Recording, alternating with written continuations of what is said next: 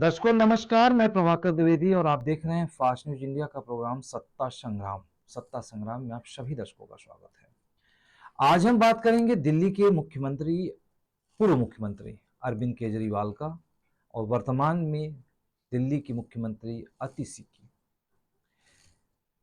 इस मुख्यमंत्री परिवर्तन के बाद एक प्रश्न उठने लगा है लोगों के मन में कि आखिर अरविंद केजरीवाल अपनी पत्नी सुनीता को मुख्यमंत्री क्यों नहीं बनाए। तो इसी सत्ता संग्राम के प्रश्न पर आज हम आप सभी दर्शकों के बीच उपस्थित हैं और बात करेंगे इसी प्रश्न को लेकर के, जिसकी खुलासा खुद आज दिल्ली के पूर्व मुख्यमंत्री और आम आदमी पार्टी के मुखिया अरविंद केजरीवाल ने इनकी किया। 22 राज्यों में सरकार। आप सभी दर्शकों को बता दें कि मुफ्त बिजली मामले पर आप सुप्रीमो अरविंद केजरीवाल ने केंद्र को चुनौती दी है। आप सुप्रीमो ने रविवार को कहा कि प्रधानमंत्री नरेंद्र मोदी दिल्ली विधानसभा चुनाव से पहले 22 भाजपा शासित राज्यों में से किसी भी राज्य में जनता को मुफ्त बिजली उपलब्ध करा दे तो फरवरी में होने वाले दिल्ली चुनाव में भाजपा के लिए प्रचार करेंगे।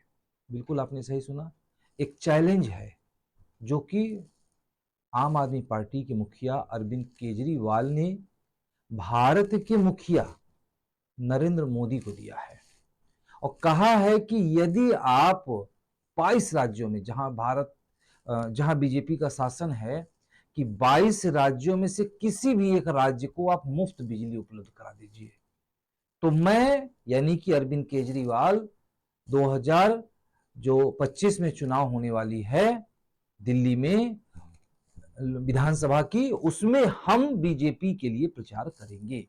ये बात अरविंद केजरीवाल ने कही है और वो भी जनता के सामने, क्योंकि इस समय अरविंद केजरीवाल जनता की अदालत चला रहे हैं।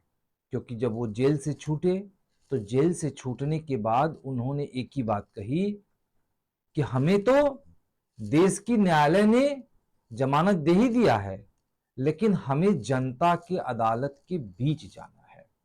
जैसा कि आप देखते हैं कि रजत शर्मा का एक प्रोग्राम आता है आपकी अदालत, तो उन्होंने कहा कि रजत शर्मा अपने स्टूडियो में कुछ लोगों को बुला करके आरोप प्रत्यारोप करते हैं, लेकिन आज मैं खुद जनता के बीच जाऊंगा, जनता की अदालत में जाऊंगा, जनता से बात करूंगा, जनता मुझे 2025 में फैसला सुनाएगी। तो उसी पे आज अरविंद केजरीवाल ने कटाक्ष किया है। आप आगे बता दूं कि उन्होंने यह भी कहा कि भाजपा की नीयत और नीति में खोट है। केजरीवाल ने कहा कि मैं जनता को जो रेवड़ी बांटता रहा हूं उसका सामान तो जनता ही हमें देती है, मैं तो केवल हलवाई का काम करता हूं जो बनाकर उन्हें बांट देता हूं। आप देखिए, मैंने अभी कहा कि सत्ता संग्राम, सत्ता संग्राम में क्या है, यहां जुबानी जंग होती है।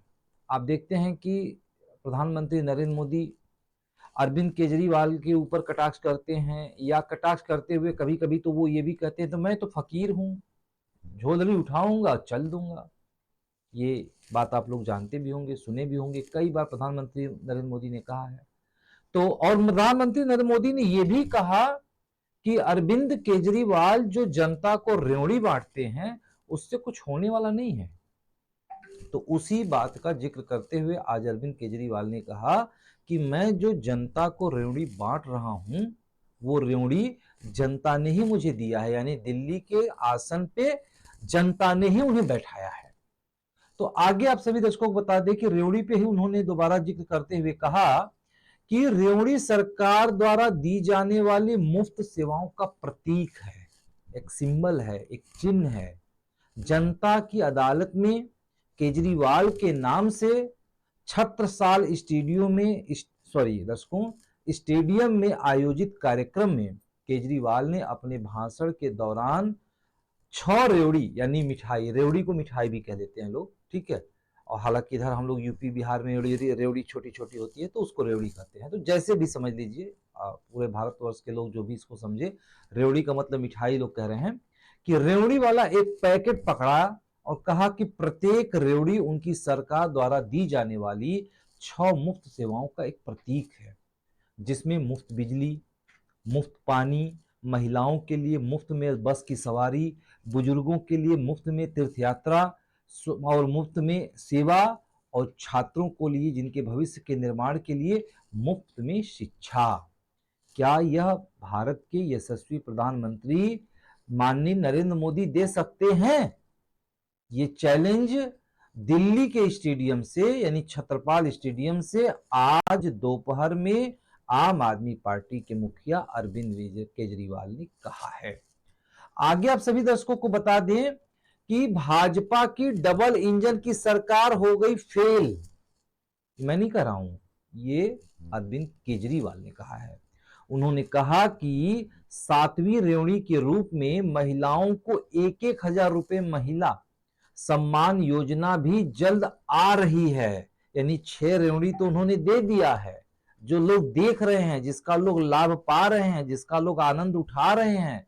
और अब उन्होंने दिल्ली की महिलाओं को आकर्षित करने के लिए, यानी आम आदमी पार्टी को मजबूत बनाने के लिए, यानी वोट पाने के लिए, उन्होंने कहा कि अब 7वीं रेवड़ी भी लेके मैं आ रहा हूं, और वो जल्द आ जाएगी, यानी 2025 में चुनाव होने से पहले वो रेवड़ी आ जाएगी।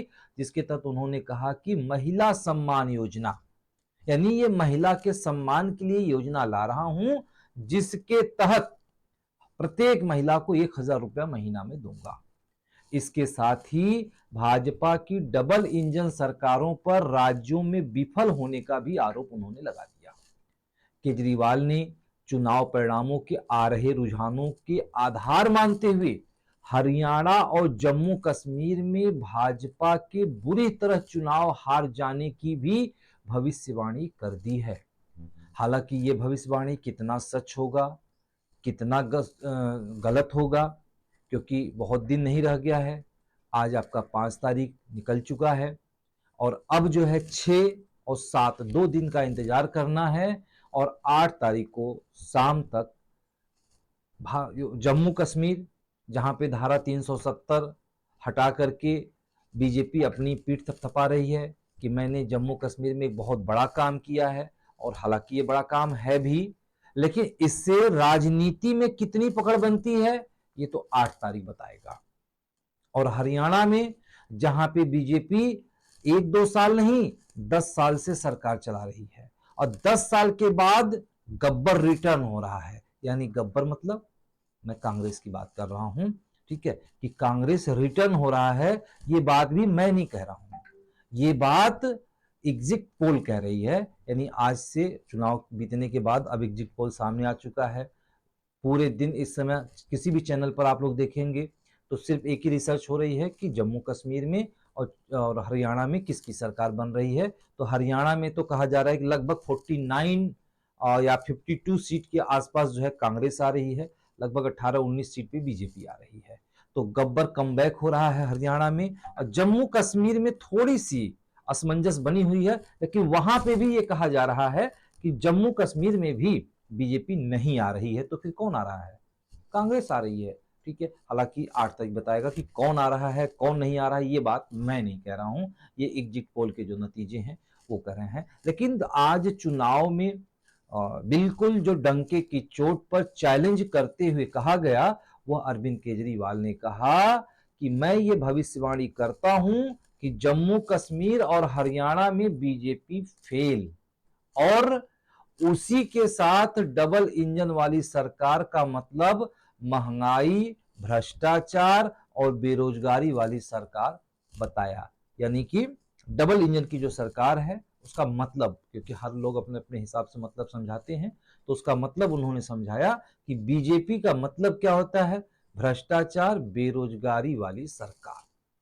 तो इस तरह से सत्ता संग्राम पे कटाक्ष होती है, अक्सर होती है। बीजेपी जब बात करेगा तो अरविंद केजरीवाल को, यानी आम आदमी पार्टी को घेरेगा, और जब अरविंद केजरीवाल बात करेंगे तो बीजेपी को घेरेंगे। अब आगे बात करेंगे आप सभी दर्शकों से कि बीजेपी ने लोगों की आजीविका को प्रभावित किया है। ये भी बात आगे मुख्यमंत्री केजरीवाल ने कहा कि पूर्व मुख्यमंत्री यानी अरविंद केजरीवाल ने चेताया कि अगर आगामी दिल्ली चुनाव में आपने गलती से भाजपा को वोट दिया, किसको कहा इन्होंने? जनता से कहा कि यदि आगामी जो चुनाव होने वाला है 2025 में, गलती से भी यदि आपने भाजपा को वोट दिया तो आपके सभी 6 के 6 लाभ गायब हो जाएंगे। यानी इधर बटन दबी, उधर लाभ गायब। ठीक है, भाजपा सत्ता में आती है तो डीटीसी सरकारी स्कूल और अस्पताल जैसी सुविधाएं, सेवाएं निजी संस्थानों को सौंप देगी। क्योंकि एक प्रकार से कहा जाता है कि कई नेता भी कहते हैं आम आदमी को, बीजेपी का मतलब होता है बेचू सरकार। यानी बेचू सरकार मतलब कुछ भी बेच दो, सब बेच दो, सब जो है धन पशुओं को दे दो, बेचू सरकार। तो कहा कि जहां जो है दिल्ली में आपने गलती से बटन दबाया, कमल को खिलाया, तो समझ लीजिए कि आपकी 6 की 6 रेवड़ी गायब हो जाएगी। तो इस तरह से कमेंट अरविंद केजरीवाल ने कहा कि वो तुरंत निजी संस्थानों को बेच देंगे। केजरीवाल ने भाजपा पर राजधानी में कई लोगों की आजीविका को प्रभावित करने का भी आरोप लगा दिया है। आगे आप सभी दर्शकों को और भी बताएंगे कि दिल्ली में लोकतंत्र नहीं है, यह बात भी अरविंद केजरीवाल ने आज जनता की अदालत में कही है। केजरीवाल ने आरोप लगाया कि दिल्ली में कोई लोकतंत्र नहीं है, यह एलजी के शासन में है। केजरीवाल ने शहर को एलजी राज से मुक्त करने और पूर्ण राज्य का दर्जा दिलाने की कसम खाई है। क्योंकि दिल्ली में उन्होंने कहा कि दिल्ली को हम पूर्ण, इस बार यदि हमारी सरकार बनती है तो चाहे जैसे इस बार दिल्ली को पूर्ण राज्य का दर्जा मिलेगा।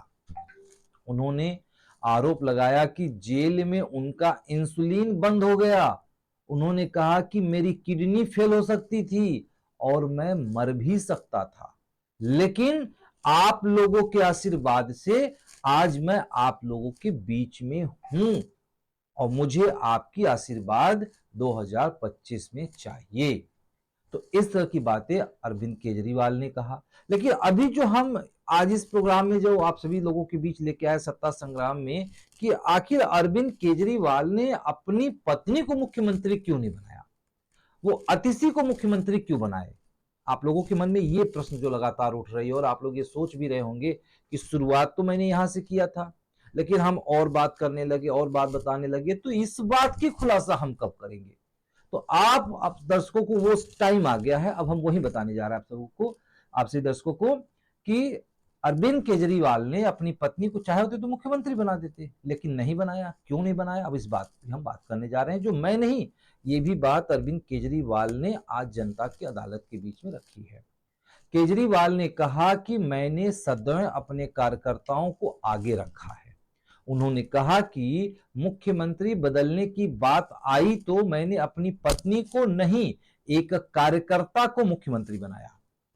आप सुप्रीमो ने भाजपा और एलजी पर दिल्ली में कानून और व्यवस्था जैसे महत्वपूर्ण मुद्दों की अनदेखी करते हुए जानबूझकर आप कार्यकर्ताओं और नेताओं को निशाना बनाया, यह भी आरोप अरविंद केजरीवाल ने लगाया। और कार्यक्रम में दर्शकों, कार्यक्रम में यानी पूर्व मुख्यमंत्री, बार बार मेरे नामों से उप निकल जा रहा है, बार बार मुख्यमंत्री निकल जा रहा है, तो पूर्व मुख्यमंत्री यानी अभी कुछ दिन पहले तो मुख्यमंत्री ही थे, लेकिन अब पूर्व मुख्यमंत्री हो चुके हैं। और साथ में उप मुख्यमंत्री, पूर्व उप मुख्यमंत्री मनीष सिसोदिया मुख्यमंत्री अतिशी के साथ पूरी दिल्ली कैबिनेट, राज्यसभा सदस्य और पार्टी के विधायक मौजूद रहे। यानी कि आज अरविंद केजरीवाल अपनी पूरी टीम के साथ जनता की अदालत में गए हैं। और जब से जेल से छूट करके अरविंद केजरीवाल बाहर आए हैं, और पहले ही दिन जेल से छूटने के बाद ही जेल के गेट पर ही अरविंद केजरीवाल ने कहा था कि आज मुझे देश की अदालत ने तो छोड़ दिया है, लेकिन मुझे जनता की अदालत में जाना है और जनता की अदालत से मुझे फैसला लेना है। तो आज की दोस्तों, आज की सत्ता संग्राम में बस इतना ही। लेकिन आप सभी को लेकर के चलते हैं, ये बातें तो मैंने बताया, लेकिन अब इसको प्रमाणित करते हैं अरविंद केजरीवाल, जो जनता की अदालत में जो भी बातें कहे हैं, अब आप सभी दर्शकों को हम वो सुनाने जा रहे हैं और आप उसको सुने, और क्या सच है क्या गलत है, अब की बार कौन आएगा दिल्ली में, किसकी बनेगी सरकार, जनता सब जानती है, क्योंकि ये है जनता का अदालत और सत्ता का संग्राम। वंदे।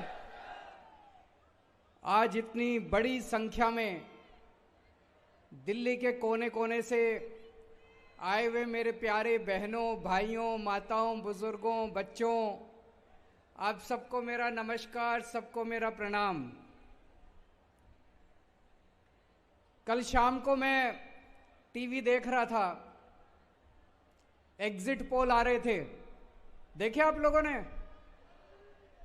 क्या देखा?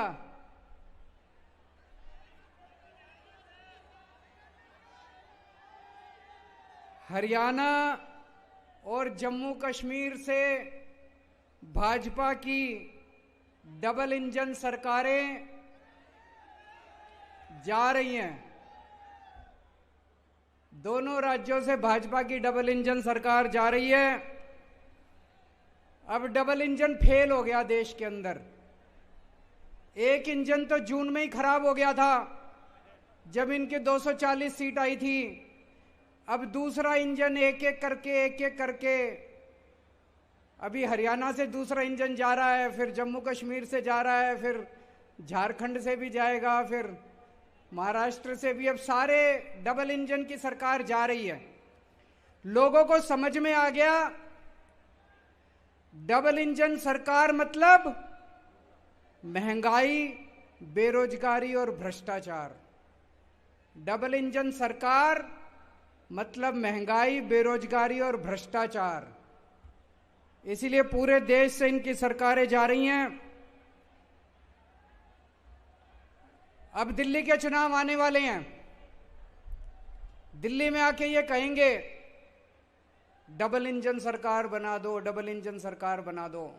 इनसे पूछना जब आए कि भाई हरियाणा वालों ने बनाई थी तुम्हारी डबल इंजन की सरकार, 10 साल तक इनकी हरियाणा में डबल इंजन की सरकार रही, तो ऐसा क्या करा तुमने कि हरियाणा में आज कोई इनको अपने गांव में नहीं घुसने दे रहा?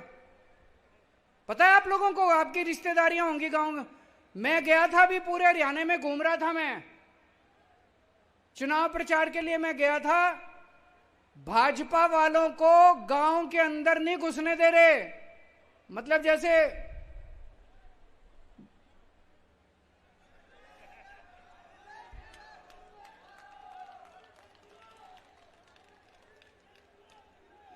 धक्के मार मार के लोग मोहल्ले में नहीं घुसने दे रहे, गलियों में नहीं घुसने दे रहे, गांव में नहीं घुसने दे रहे। तो डबल इंजन की सरकार तुम्हारी हरियाणा में बनाई थी। ऐसा क्या कर दिया तुम लोगों ने कि हरियाणा वाले अब तुमको दुत्कार के भगा रहे हैं अपने अपने गांव से? उत्तर प्रदेश में 7 साल से डबल इंजन की सरकार है। कुछ तो गड़बड़ करी होगी तुमने कि आधी सीट रह गई तुम्हारी लोकसभा के अंदर उत्तर प्रदेश से। क्या गड़बड़ करी तुम्हारी डबल इंजन ने? मणिपुर में इनकी डबल इंजन की सरकार है। 7 साल से जल रहा है मणिपुर, पिछले 2 साल से जल रहा है। तो ऐसी डबल इंजन की सरकार चाहिए कि मणिपुर बना दे हर राज्य को? तो अगर ये आए आपके पास और कहें डबल इंजन की सरकार चाहिए, तो बोलना बिल्कुल नहीं बनानी डबल इंजन की सरकार। थक गया ये देश डबल इंजन की सरकार से। डबल इंजन का मतलब है डबल लूट, डबल भ्रष्टाचार। मोदी जी के एक दोस्त हैं, नाम पता है सब लोगों को? एक ही कहते हैं मोदी जी कहीं भी विदेश जाते हैं, उनके पीछे पीछे वो जाता है और उनके लिए ठेके इकट्ठे करके लाते हैं। देश में जितने काम है सारे उनको दे रहे हैं। केंद्र सरकार में जितने ठेके हैं सारे उसको मिलते हैं। कौन है? तो डबल इंजन की सरकार इसलिए चाहिए कि केंद्र के तो सारे ठेके दे दिए, अब राज्यों के ठेके भी देने हैं उनको, इसलिए इनको डबल इंजन की, डबल लूट की सरकार चाहिए इन लोगों को। अभी आएंगे आपके घर में, आएंगे चुनाव में और कहेंगे जो जो केजरीवाल ने किया वो सारा काम हम करेंगे। अभी कह रहे हैं, ये जा रहे हैं जगह जगह, जो जो केजरीवाल ने किया सारा काम हम करेंगे। तो उनको कहना फिर तुम्हारी क्या जरूरत है? केजरीवाल है ही हमारे सारे काम करने के लिए। फिर इनकी क्या जरूरत है? चलो इनको एक मौका देते हैं, इनसे ये पूछना, केजरीवाल ने बिजली फ्री कर दी, आज इनकी 22 राज्यों में सरकारें हैं, इनसे पूछना एक राज्य बता दो जहां तुमने बिजली फ्री करी हो, एक राज्य बता दो। गुजरात में, राजस्थान में, मध्य प्रदेश में, छत्तीसगढ़ में, उत्तर प्रदेश में, उत्तराखंड में कहीं इन्होंने बिजली फ्री करी हो? इनकी 22 राज्यों में सरकार है। हमने दिल्ली के अंदर गरीबों के लिए शिक्षा शानदार कर दी, सरकारी स्कूल अच्छे कर दिए। ये आए आपके पास और कहें हम केजरीवाल के सारे काम करेंगे, इनसे पूछना कौन से राज्य के अंदर तुमने स्कूल ठीक करे?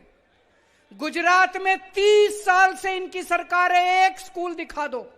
मैं गुजरात गया था प्रचार करने के लिए पिछली बार 2 साल पहले, एक स्कूल नहीं मिला जो इन्होंने ठीक करा। गरीबों की शिक्षा का सत्यानाश कर दिया इन लोगों ने। 22 राज्यों में इनकी सरकार है, एक काम बता दें, ये एक काम जो इन्होंने अच्छा काम करा हो 22 राज्यों के अंदर। मैं आज मोदी जी को कहना चाहता हूं, प्रधानमंत्री जी, अगली साल 17 सितंबर को आप 75 साल के हो जाओगे, अगली साल 17 सितंबर को आप रिटायर हो जाओगे, 1 साल और बचा आपका प्रधानमंत्री का। मैं चैलेंज करता हूं प्रधानमंत्री जी, इस 1 साल के अंदर आप अपने इन 22 राज्यों के अंदर कोई काम करके दिखा दो जो दिल्ली के अंदर काम हुए। बिजली मुफ्त करके दिखा दो, स्कूल ठीक करके दिखा दो, अस्पताल ठीक करके दिखा दो।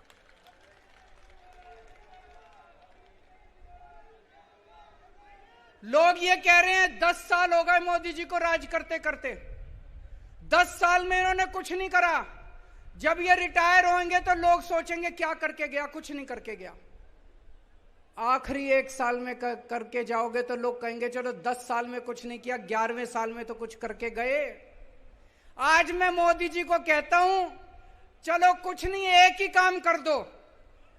फरवरी में दिल्ली के चुनाव हैं, फरवरी के पहले इन 22 के 22 राज्यों में बिजली मुफ्त कर दो। दिल्ली के चुनाव में मोदी जी का प्रचार करूंगा मैं। इन 22 राज्यों के अंदर आप बिजली मुफ्त करके दिखा दो, जैसे दिल्ली में हमने दिल्ली के लोगों की बिजली मुफ्त करी है। आपका प्रचार केजरीवाल करेगा दिल्ली के अंदर। आज दिल्ली में कानून व्यवस्था, दोस्तों मैं आपसे ईमानदारी से पूछना चाह रहा हूं, चारों तरफ ऐसा माहौल हो रहा है, रोज गोलियां चल रही हैं दिल्ली में, बड़े बड़े गैंगस्टरों ने अपने ठिकाने बना लिए दिल्ली के अंदर। अखबारों में तो 2-4 खबरें छपती हैं, गांव देहात दिल्ली का है जो उधर निकल जाओ इतना क्राइम हो गया, इतना अपराध हो गया। मैं लेके आया हूं आज खूब सारे। 4 अक्टूबर को खड्डा कॉलोनी, दक्षिण दिल्ली जैतपुर में नीमा हॉस्पिटल में एक 49 साल के डॉक्टर की हत्या कर दी गई गोली मार के। 30 सितंबर को उत्तम नगर में भारतीय जनता पार्टी के नेता रमनजीत सिंह की गाड़ी के ऊपर गोलियां चलाई गई। 29 सितंबर को नांगलोई में दिल्ली पुलिस के एक कांस्टेबल ने एक शराब माफिया की गाड़ी रोकने की कोशिश की और उस शराब माफिया के ऊपर गाड़ी चढ़ा के उसकी हत्या कर दी गई।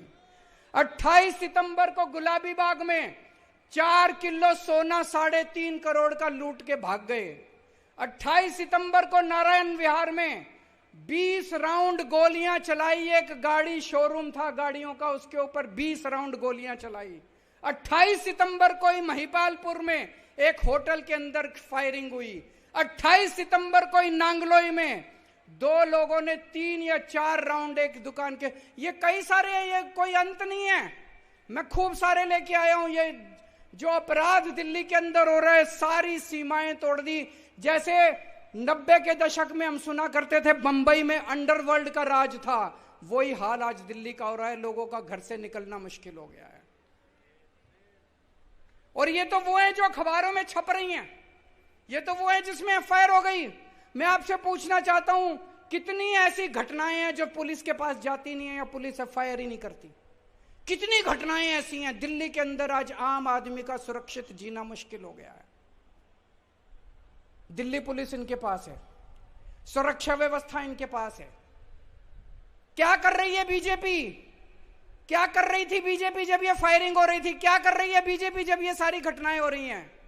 बीजेपी दिल्ली सरकार के काम रोकने की कोशिश कर रही है, बस ये करती है। उनको एक ही काम दिया था आप लोगों ने कि दिल्ली की सुरक्षा व्यवस्था संभालो, वो तो इनसे संभलती नहीं। जो काम इन लोगों को दिया गया वो काम तो ये करते नहीं, लेकिन वो दिल्ली सरकार के काम, वो बस मार्शल रोकने की कोशिश करते हैं। बसों के अंदर इनको क्या पता बसों में कैसे यात्रा होती है। राजनीति में आने के पहले मैं 10 साल दिल्ली की झुग्गियों में रहा था, बसों में रोज आया जाया करता था। बसों में 10 साल तक दिल्ली की बसों में मैंने भी खाक छानी है, मुझे पता है कि दिल्ली की बसों में क्या व्यवस्था होती है। एक महिला जब दिल्ली की बस में चढ़ती है, अगर उसे बैठने को सीट ना मिले तो मैं जानता हूं उसके साथ किस तरह का व्यवहार किया जाता है। इधर से कोई छेड़ता है, उधर से कोई छेड़ता है, इधर से कोई उसको तंग करता है। किस तरह से दिल्ली की बसों के अंदर जेब कतरे काम करते हैं, किस तरह से अपराध होते हैं।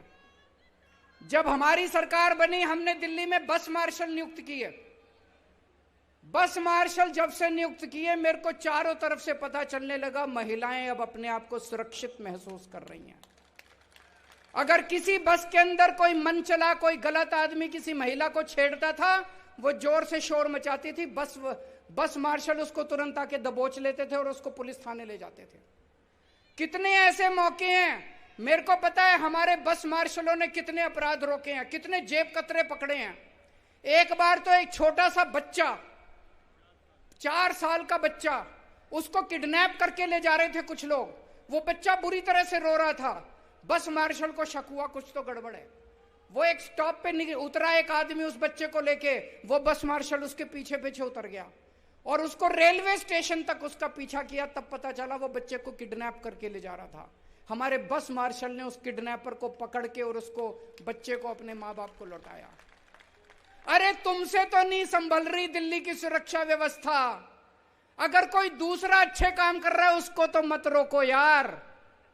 अगर हमने दिल्ली की बसों में सुरक्षित व्यवस्था ठीक की थी, तुम्हें यह पूरी दिल्ली के अंदर करनी चाहिए थी। तुमने बसों के अंदर भी बंद कर दी, शर्म आनी चाहिए तुम लोगों को।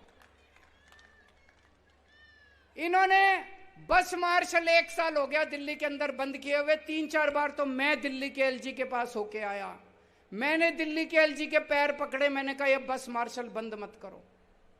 एक तरफ इन्होंने दिल्ली में बसों के अंदर महिलाओं को सुरक्षित कर दिया, यात्रियों को सुरक्षित कर दिया। दूसरी तरफ ये बस मार्शल कौन है? ये गरीब बच्चे हैं बेचारे। 15-15 हजार रुपए मिलते हैं इनको महीने के। अरे 15 हजार रुपए में आजकल कौन नौकरी करता है? गरीब आदमी तो नौकरी करता है। कोई इनका बीजेपी के नेताओं का बच्चा तो नौकरी नहीं करता बस मार्शल की। गरीब आदमी तो नौकरी करता है। बहन जी गलत तो नहीं कह रहा? गरीब आदमी तो नौकरी करता है। इन 10,000 बस मार्शल की नौकरी छीन ली इन लोगों ने। और कितनी नौटंकी कर रहे हैं, कितना झूठ बोल रहे हैं। कभी कहते हैं कैबिनेट नोट पास नहीं किया, कभी कहते हैं फलाना नोट पास नहीं किया, ये नहीं किया। कल हमारी सारी कैबिनेट बैठ गई इनके साथ। आतिशी जी, सौरभ भारद्वाज, ये हमारे सारे मंत्री बैठ गए। बोले बताओ कहां साइन करने हैं? बोले कैबिनेट नोट पास करो। इन्होंने कैबिनेट नोट बना दिया। कल ये सारे दिल्ली के सामने, सारे देश के सामने ये नंगे हो गए ये लोग। इसका मतलब इनकी नीयत नहीं है, इनकी नीयत नहीं है। ये गरीबों के खिलाफ हैं ये लोग, ये गरीब विरोधी हैं। मेरे को पता चला जब मैं जेल में था, इन्होंने 500 डेटा एंट्री ऑपरेटर निकाल दिए अस्पतालों से। गरीब डेटा, जब आप सरकारी अस्पताल में जाते हो, खिड़की पे जाते हो, जो आपकी पर्ची बनाता है वो तो गरीब आदमी होता है जो पर्ची बनाता है। पर्ची बनाने वाले 500 आदमी निकाल दिए इन लोगों ने, बीजेपी वालों ने। 1000 आपके सीवर की सफाई करने वाली लेबर निकाल दी इन लोगों ने। जब मैं जेल में था, सीवर की सफाई करने वाले 1000 कर्मचारी निकाल दिए इन्होंने। इन्होंने अलग अलग विभागों से फेलोज निकाल दिए इन लोगों ने। इन्होंने 5000 होमगार्ड की तनख्वाह रोक रखी है 5 महीने से।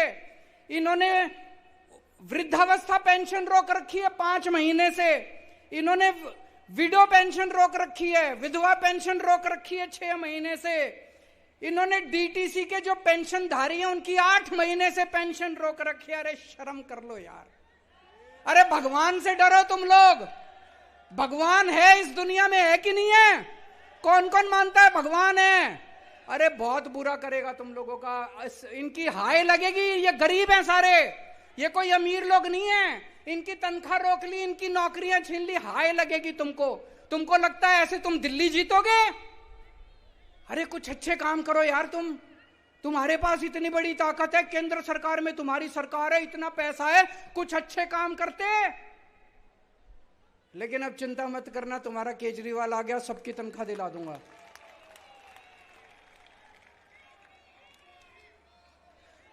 सारे काम करा दूंगा, सबकी तनख्वाह दिला दूंगा, सबकी नौकरी वापस करवाऊंगा।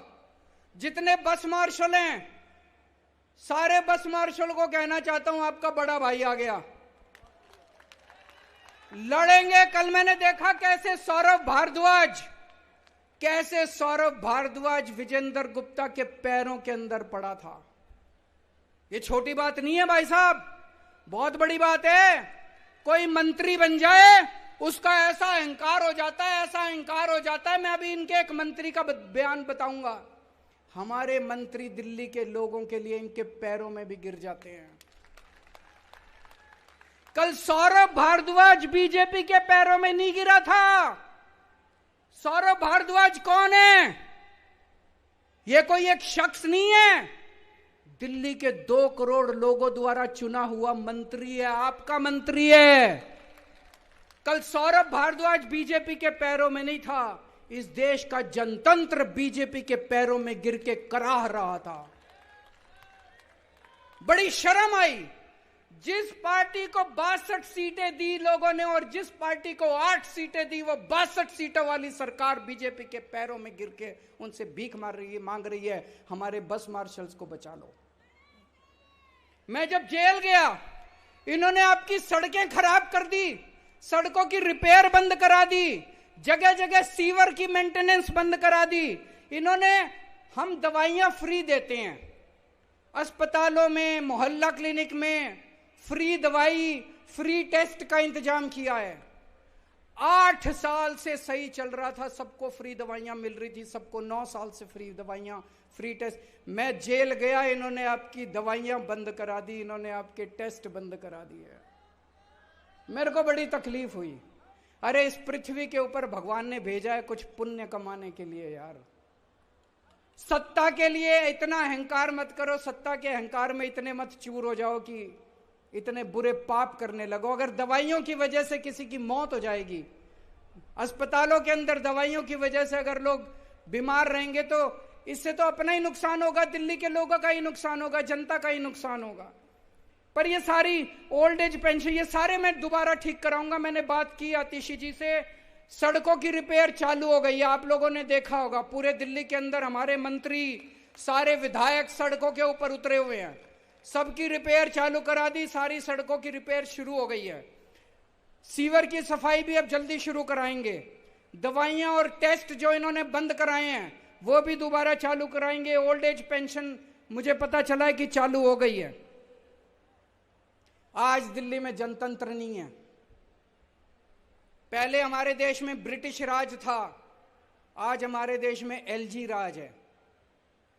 जब मैं जेल में था, मैंने भगत सिंह, सुभाष चंद्र बोस, अशफाक उल्लाह खान, इनकी जिंदगी, इनके बारे में खूब पढ़ा, अपने भारतीय स्वाधीनता आंदोलन के बारे में खूब पढ़ा। मैं सोच रहा था भगत सिंह ने इसीलिए फांसी खाई थी क्या, कि अंग्रेज जाएंगे और एक एलजी आके दिल्ली के ऊपर राज करने लगा, एलजी का राज हो जाएगा।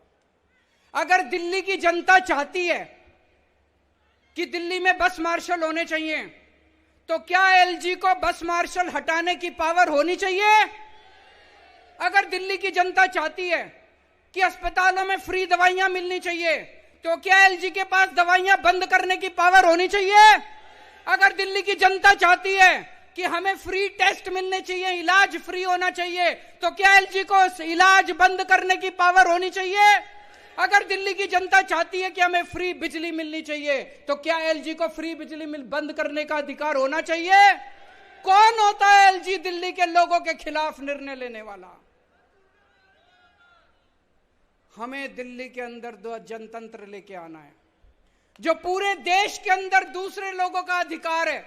पूरे देश में आप पंजाब चले जाओ, राजस्थान चले जाओ, मध्य प्रदेश चले जाओ, छत्तीसगढ़ चले जाओ, वो लोग वोट डालते हैं, जिस सरकार को चुनते हैं उस सरकार की पूरी पावर होती है।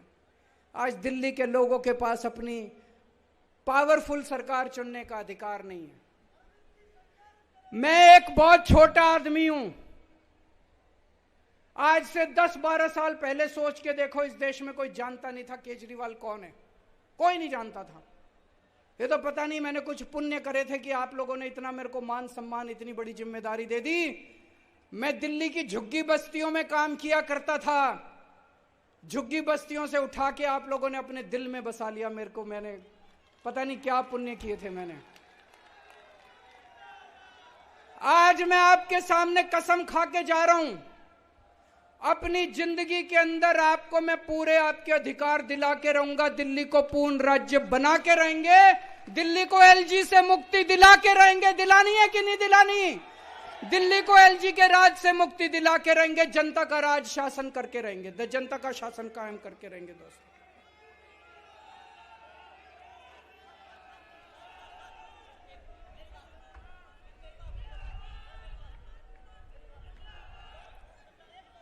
मैं आपके परिवार, कोई नहीं, मैं आपसे मिलूंगा, मिलके जाऊंगा। आप बैठ जाओ, सामने बैठ जाओ, आपसे मिलके जाऊंगा, चिंता ना करो। कोई मिलना चाह रहा है, मैं सबसे मिलता हूं भाई साहब, मैं किसी से मना नहीं करता। दोस्तों, मैंने अपने 2 करोड़ लोगों को परिवार माना है। आप सब मेरा परिवार हो। अब अगर आपके घर में महंगाई हो रही है बहुत ज्यादा, मोदी जी ने महंगाई कर दी, तो क्या मैं चुप बैठा रहूं? मेरे को कुछ करना चाहिए, नहीं करना चाहिए? मैंने आपकी बिजली फ्री कर दी, बताओ क्या कसूर करा? मैंने आपका पानी फ्री कर दिया, बताओ क्या कसूर करा? दिल्ली की सारी महिलाएं मेरे को अपना भाई मानती हैं। मैंने अपनी बहनों के लिए बस का किराया मुफ्त कर दिया, बताओ क्या गलत करा? दिल्ली के जितने बच्चे हैं उनको मैं अपना बच्चा मानता हूं, उनके लिए मैंने अच्छे स्कूलों का इंतजाम कर दिया, बताओ क्या गलत करा? मोदी जी कह रहे हैं फ्री की रेवड़ी दे रहा है, फ्री की रेवड़ी दे रहा है, फ्री की रेवड़ी दे रहा है, मुफ्त की रेवड़ी दे रहा है केजरीवाल, मुफ्त की रेवड़ी दे रहा है। मैं मोदी जी को कहना चाहता हूं, अगर गरीबों के बच्चों को अच्छी शिक्षा देना मुफ्त की रेवड़ी है, तो हां, केजरीवाल मुफ्त की रेवड़ी दे रहा है। अगर दिल्ली के लोगों को अच्छा इलाज देना मुफ्त की रेवड़ी है, हां, केजरीवाल मुफ्त की रेवड़ी दे रहा है।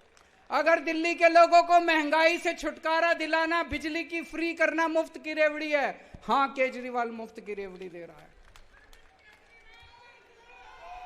आज मैं मुफ्त की रेवड़ियां लेके आया हूं।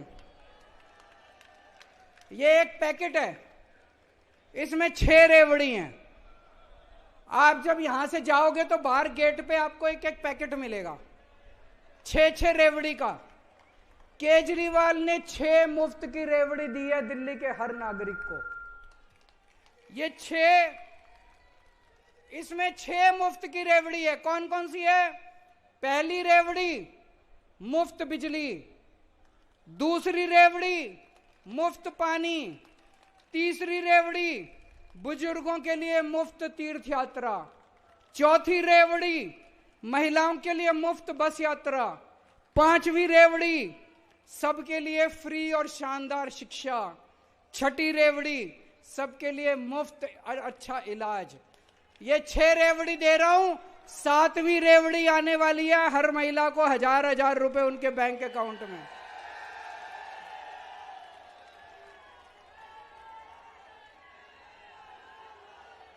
मैं प्रधानमंत्री जी को कहना चाहता हूं,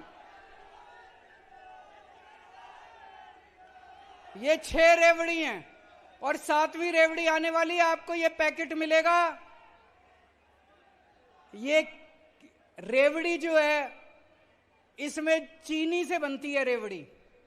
ये चीनी तो जनता की है।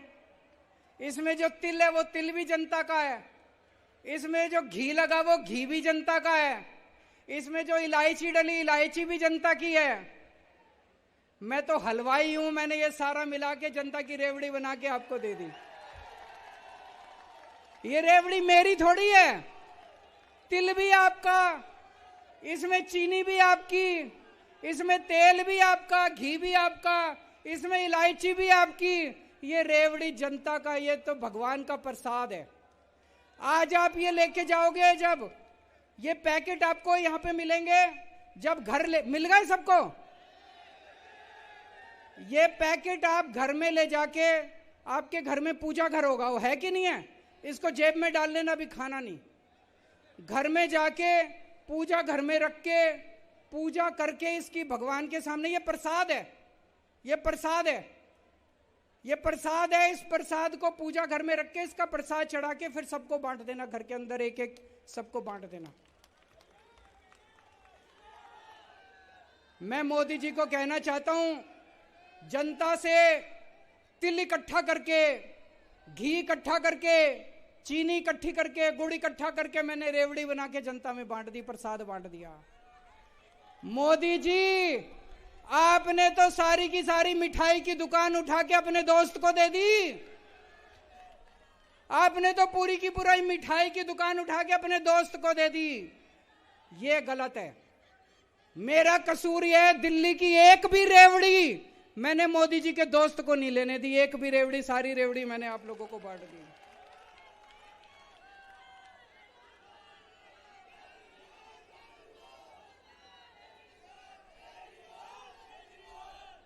इन्होंने दोस्तों पूरी प्लानिंग कर रखी है, ये बात जाके सबको बताना, इन्होंने पूरी प्लानिंग कर रखी है।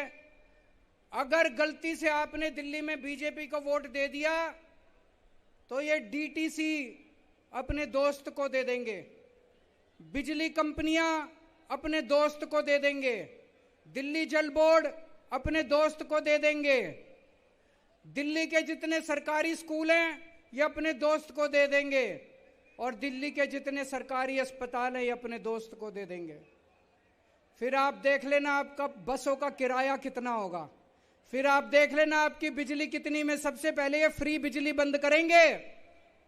आज मैं जब गुजरात में जाता हूं, गुजरात के लोग पूछते हैं बीजेपी वालों से, जब केजरीवाल ने पंजाब में और दिल्ली में बिजली फ्री कर दी, तुमने क्यों नहीं करी? तो ये गुजरात में बिजली फ्री नहीं करते, अब ये दिल्ली और पंजाब में बिजली फ्री बंद करना चाहते हैं, ताकि गुजरात के लोग आवाज ना उठाएं, ताकि यूपी के लोग आवाज ना उठाएं। तो अगर आपने गलती से इनको वोट दे दिया, आपकी फ्री बिजली है, 6 की 6 रेवड़ी आपकी खत्म हो जाएंगी, आपका सब खत्म हो जाएगा। आप लोगों कहते हैं केजरीवाल चोर है, मोदी जी कहते हैं केजरीवाल चोर है। मैं आपसे पूछना चाहता हूं, फ्री बिजली देने वाला चोर है कि बिजली महंगी करने वाला चोर है? बच्चों के लिए अच्छी शिक्षा देने वाला चोर है कि बच्चों की शिक्षा महंगी करने वाला चोर है? फ्री इलाज देने वाला चोर है कि सरकारी अस्पताल बंद करने वाला चोर है? मैं आपसे पूछना चाहता हूं, पानी फ्री देने वाला चोर है कि पानी महंगा करने वाला चोर है? मैं आपसे पूछना चाहता हूं, जनता में रेवड़ी बांटने वाला चोर है कि सारे देश को उठा के अपने दोस्त को बेचने वाला चोर है? मैंने चोरी नहीं की, इसलिए आज छाती चौड़ी करके मैं जनता के बीच में जा रहा हूं और कह रहा हूं कि अगर मैं ईमानदार हूं तो वोट देना, वरना वोट मत देना। इसलिए मेरे अंदर हिम्मत है यह कहने की, क्योंकि मैंने चोरी नहीं की। आज इतनी यहां पे, आज मैं जनता की अदालत में आया हूं। मैं आपसे पूछना चाहता हूं, जिन जिन लोगों को लगता है केजरीवाल ईमानदार है, हाथ खड़े कर दो। जिन जिन लोगों को लगता है मोदी जी ने केजरीवाल के खिलाफ गंदा षड्यंत्र रचा था, हाथ खड़े कर दो। मैंने केवल जनता के लिए काम किया है, मैंने अपने लिए कभी काम नहीं किया, मैंने अपने परिवार के लिए काम नहीं किया। आप देखोगे सारी पार्टियों के अंदर जब टिकट देने की बात आती है, एमएलए का टिकट, एमपी का टिकट, तो इनको अपने बच्चे याद आते हैं कि नहीं आते? इसका बेटा, इसका भाई, इसका बाप, इसकी पत्नी, इसका फलाना, इसका। मैंने अपने किसी रिश्तेदार को आज तक टिकट नहीं दी, मैंने कभी अपने बेटे को टिकट नहीं दी। मैंने आपके बच्चों को टिकट दिया, आपके बच्चों के लिए स्कूल बनवाए, मैंने हमेशा आपके बच्चों का ख्याल रखा है। अभी जब दिल्ली का नया मुख्यमंत्री बनाने की बात आई, इन्होंने, बीजेपी वालों ने खूब उछाला, केजरीवाल अपनी बीवी को बनाएगा मुख्यमंत्री, अपनी बीवी को बनाएगा। मेरी बीवी मुख्यमंत्री बनने के लिए बेताब नहीं है, हमने अपनी कार्यकर्ता को मुख्यमंत्री बनाया दिल्ली का।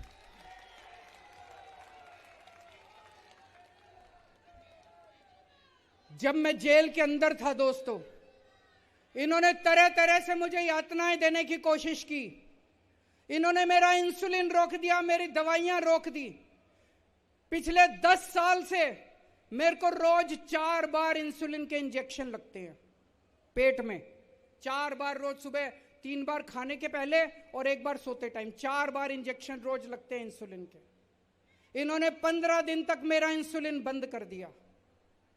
मैं अमित शाह जी से पूछना चाहता हूं, अमित शाह जी को भी शुगर की बीमारी है, अमित शाह जी को भी इंसुलिन के इंजेक्शन लगते हैं। मैं उनसे पूछना चाहता हूं, अमित शाह जी मेरे को यह बता दो, अगर 15 दिन आपके इंसुलिन के इंजेक्शन बंद कर दे तो आपका क्या हाल होगा? अमित शाह जी मेरे को बता दे, उनको भी डायबिटीज है, उनको भी इंसुलिन के इंजेक्शन लगते हैं। अमित शाह जी, आपने मेरे इंसुलिन के इंजेक्शन बंद कर दिए तिहाड़ जेल के अंदर 15 दिन। आपके अगर 15 दिन इंजेक्शन बंद कर दिए जाएं, आपका क्या हाल होगा? मेरी किडनी खराब हो सकती थी, किडनी खराब होकर मेरी मौत हो सकती थी। अमित शाह जी, क्या यही आपका मकसद था? क्या आप यही चाहते थे?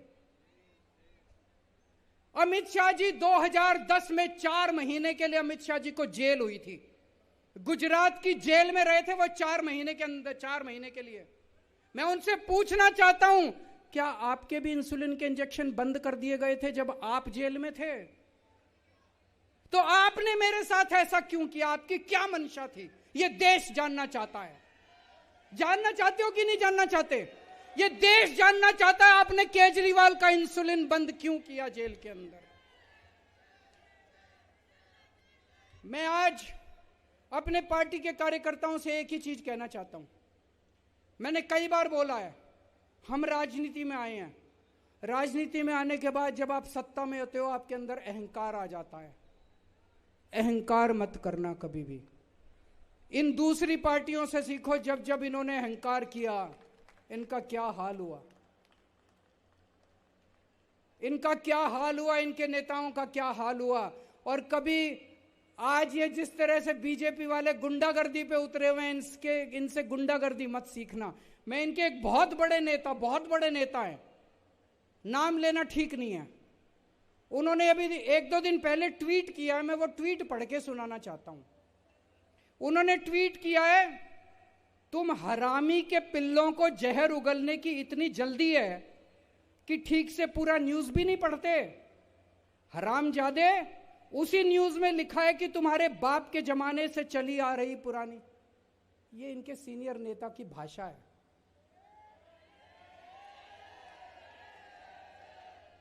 ये इनके सीनियर नेता ने ट्वीट किया है, तुम हरामी के पिल्लों को जहर उगलने की इतनी जल्दी है। हरामजादे, क्या हम ऐसा भारतवर्ष चाहते हैं? मैं आम आदमी पार्टी से हूं, कोई बीजेपी से है, कोई कांग्रेस से है, कोई समाजवादी पार्टी से है, कोई इस पार्टी से, कोई हैं तो इसी देश के। यार ये गाली गलौज क्यों कर रहे हो?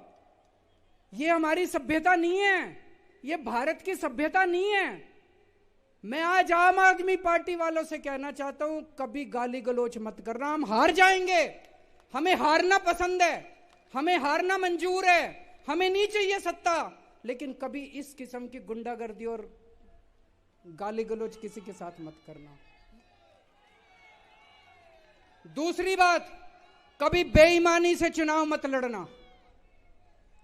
हमने इस देश के अंदर पहली बार यह साबित कर दिया है कि ईमानदारी से चुनाव लड़े जा सकते हैं और ईमानदारी से चुनाव जीते जा सकते हैं। आज ये आरोप लगा रहे हैं कि हमने बेईमानी का पैसा इकट्ठा करके गोवा का चुनाव लड़ा। आज मैं पूरे जिम्मेदारी के साथ कह रहा हूं कि एक भी बेईमानी का पैसा गोवा के अंदर इस्तेमाल नहीं किया गया।